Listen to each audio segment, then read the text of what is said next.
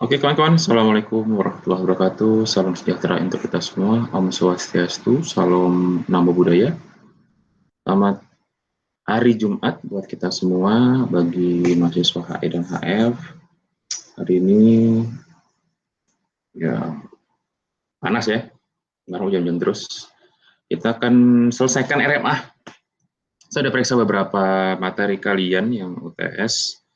Bagi rekan-rekan yang nggak ikut UTS, sayang sekali saya nggak terima UTS susulan, karena kan sudah kesepakatan dari awal kalau kita ketemu ya di kelas pengganti kemarin untuk UTS, dan Jumatnya pun untuk UTS. Jadi bagi yang kemarin tidak ikut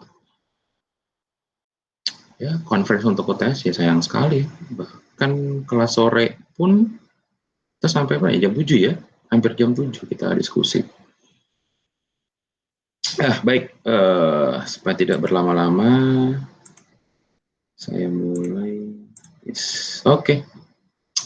Udah kelihatan nggak ini kalian semua? Yang pertama, kita kemarin berbicara soal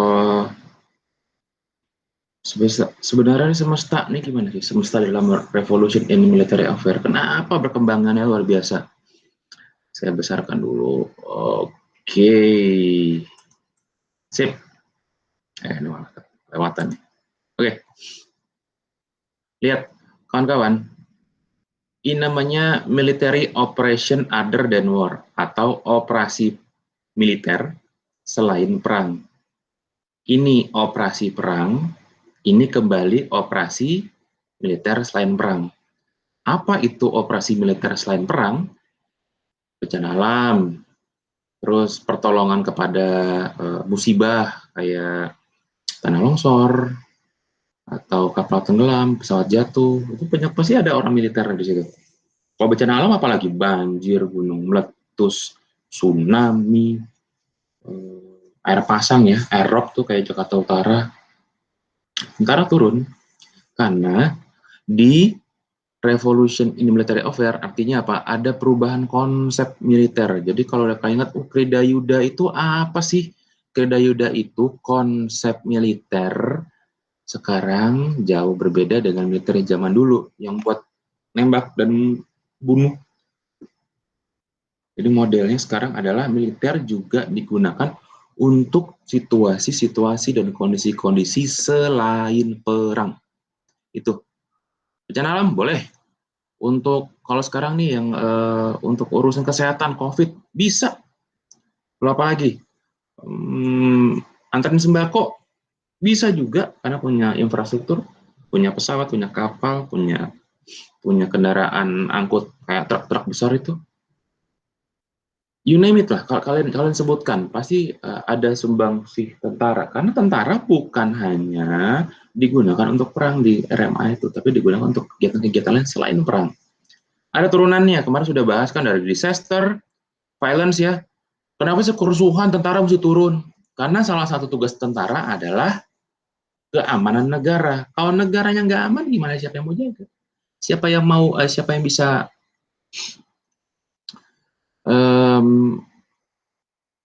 berpikir kalau pemerintahannya akan berjalan secara normal. Makanya untuk masalah-masalah kayak kriminal, bukan tentara nangkepin kriminal, itu tugasnya kepolisian, karena mereka kan Kamtibmas, keamanan ketertiban masyarakat. Tugas mereka apa? Kalau ada macam begini nih, penjarahan kriminal ya, polisi butuh bantuan tentara, ya tentara ikutan tangkap. Demo, kenapa demo ada tentara? Buat apa tentara untuk demo? Ya tugasnya berjaga aja. Kalau misalkan demo anarkis nangkepin, ya tugasnya polisi. Kecuali sudah polisi tidak sanggup, membahayakan, tentara turun tangan. Ya ini communal conflicts nih ya. Ke kerusuhan atau kejadian horizontal. Horizontal itu rakyat ketemu rakyat. Kalau vertikal, rakyat ketemu government. Itu yang perlu kalian tahu. Terorisme, ya terorisme itu bentuknya ada tiga. Tapi kalau nama masuknya belligerent, itu beda urusan. Rebel, dia ada motif politik pasti, sama dia menyelenggarakan kegiatan kekerasan untuk pemberontakan. tahu kalau misalkan ada FARC. FAR itu pemberontaknya Kolombia. Terus ada namanya Gerakan Pembebasan Basque. Basque itu daerah Spanyol.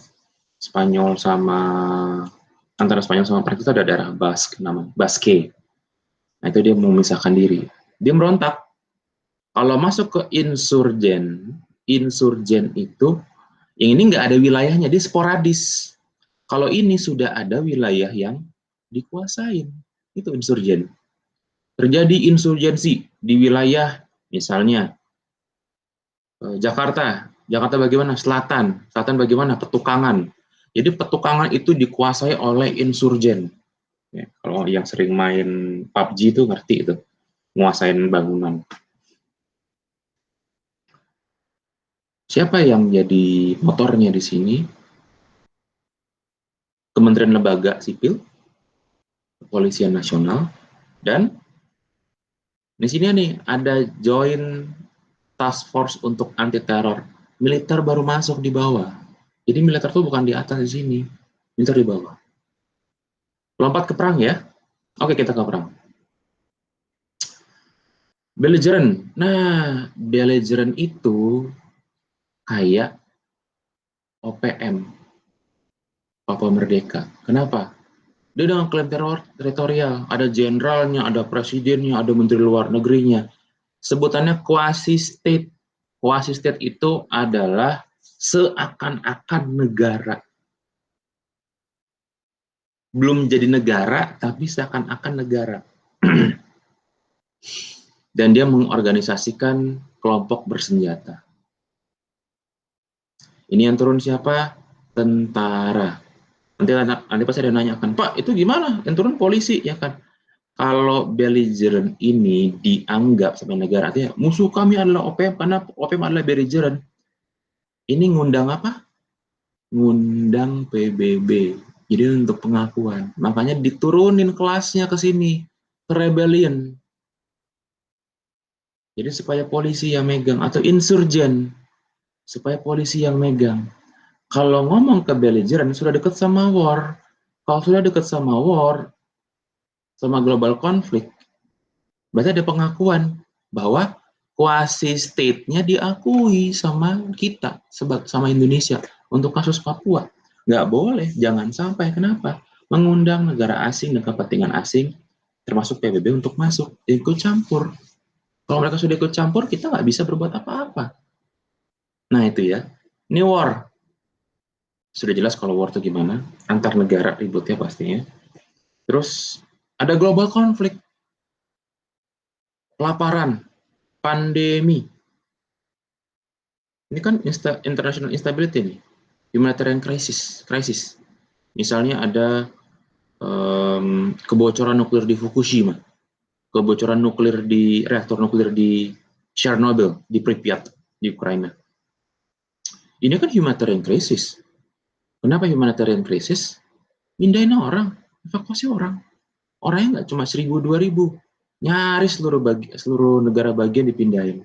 Sama kayak Fukushima. Ratusan ribu orang. Nggak mudah loh pindah ratusan ribu orang. Ini siapa yang mindahin? Militer. Kenapa? Balik lagi, karena militer itu alhamdulillahnya pasti punya kendaraan, yang pasti punya alat, yang pasti punya sejumlah kekuatan untuk bisa melaksanakan hal-hal seperti ini. Ada di bawahnya nih. Oh, mohon maaf, di atasnya ini berlaku undang-undang, sama ada teror segala macam.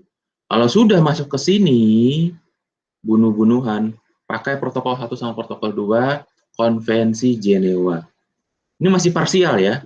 Kalau sudah masuk ke sini, Geneva Convention, kenapa? Sudah masuk di war, sudah masuk di perang.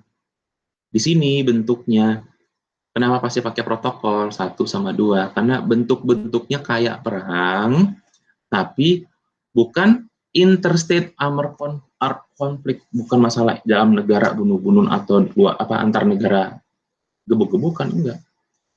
Ini kalau sudah masuk di sini pasti harus masukin protokol Jenewa. Tapi kalau sudah masuk di sini, perang sama global konflik langsung full semuanya Konvensi Jenewa dipakai, nggak ada bagian-bagian sendiri. Di bawahnya, nah di bawah nih ada crisis, emergency, martial law, state emergency, government relations, presidential order. Nggak, di sini pasti ada krisis, di crisis emergency. Kalau sudah masuk di sini nih, insurgen sama rebellion, pemberontakan, pakai apa? Hukum darurat. State of emergency, pengumuman negara dalam keadaan bahaya. Kalau masuk state of emergency, nanti yang take over siapa? Militer. Untuk urusan apa? Mengamankan negara, bukan ngambil alih kekuasaan. Itu mindsetnya. Ngerti ya? RMA itu tidak lagi memberikan kuasa sama militer untuk take over pemerintahan sipil ketika martial law sama state of emergency. Justru misalnya nih, kita lagi-lagi ngambil Jakarta deh contoh. DKI Jakarta rusuh. Isinya ada, sini kan ada presiden, ada kedubes, ada kementerian, lembaga ngumpul jadi satu. Tiba-tiba ada sekelompok pemberontak atau insurgen, ya kan? Gerakan petukangan merdeka, nah bilang gitulah, atau gerakan Kreo bersama, gitu.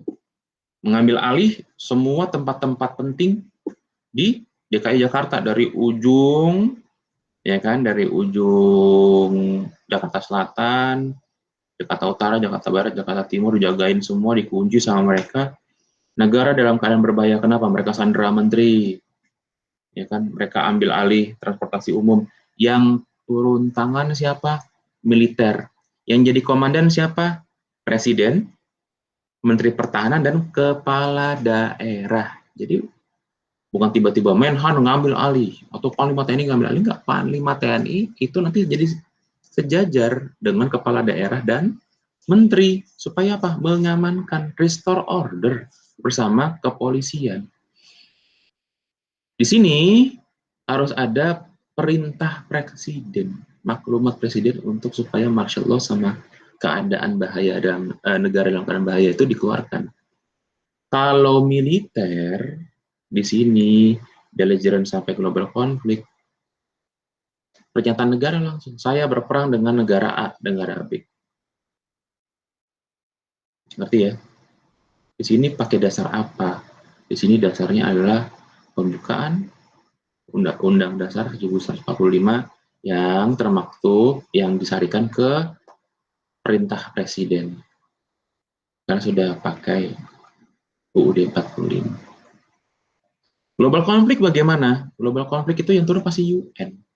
Makanya kalau kita ikut UN, ke Kongo, ke Sudan, segala macam, ini adalah international instability dan humanitarian crisis. Ada satu negara namanya Sudan, bunuh-bunuhan antar mereka.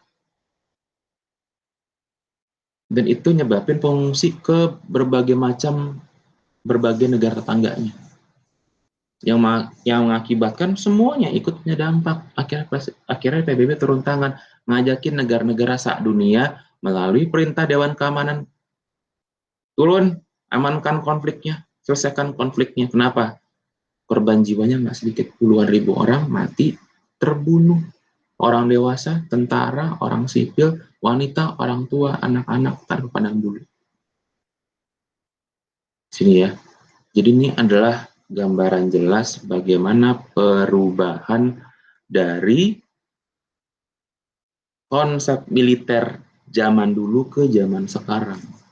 Inilah ciri-ciri dari revolution military in military affair di abad 20 dan abad 21. Jadi ini yang nih harus kalian pelajari. Kenapa berubah? Dulu militer cuma di sini. Perang. Bunuh ini, bunuh ini, bunuh ini, bunuh ini, bunuh. Oh, semuanya begitu. Bunuh aja semua. Sekarang militer kerjasama sama polisi, kerjasama sama kementerian lembaga. Untuk soal krisis, untuk soal keadaan darurat, untuk soal apalagi krisis kemanusiaan. Dan tugasnya menjaga negara, keamanan negara, KAMNEG, Kamnas, KAMNEG, Keamanan Nasional, Keamanan Negara, itu tentara yang pegang. Kamtibmas itu polisi. Jadi ada dua keamanan. Keamanan negara itu jauh lebih strategis. Bukan bukan keamanan ketertiban masyarakat itu enggak, sama-sama strategis, cuman kepentingannya jauh lebih besar keamanan negara sama keamanan nasional. Oke kawan-kawan, pembahasan kita untuk RMA selesai untuk yang konsepnya ya. Lalu tadi gimana Pak? Soft balancing, defensive realism, kompetensi regional, itu sudah bahas sebelumnya bahwa krisis di negara semacam US, ini kita tambahan lah, istilahnya rupuknya lah dari makanan ini. US, Amerika Serikat itu, dia selalu jeda 1 periode atau 2 periode presiden untuk nikmatin krisis, krisis moneter lah, krisis finansial, apapun itu. Karena nanti setelah krisis, ekonomi Amerika naik lagi nih. Naik lagi. Buat apa coba? Buat perang. Kenapa? Buat spending. Duit yang tadi dapetin dikeluarin lagi. Supaya roda ekonomi memutar. Makanya US itu, Amerika itu dari tahun 1900, awal abad 19, itu selalu cari masalah dan ikut serta dalam bikin masalah. Di Eropa, di Afrika, di Asia Tenggara, di Asia Timur, di Pasifik, you name it.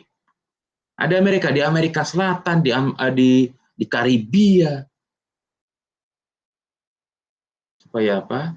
Supaya masalah ini, kredit, suku bunga, inflasi, restrukturisasi industri, resesi, krisis 2013. Sekarang krisis 2020, 2019 krisis. Sak dunia krisis. Bear in mind, taruh di kepala kalian, 2021, 2022, pasti ada kejadian ribut.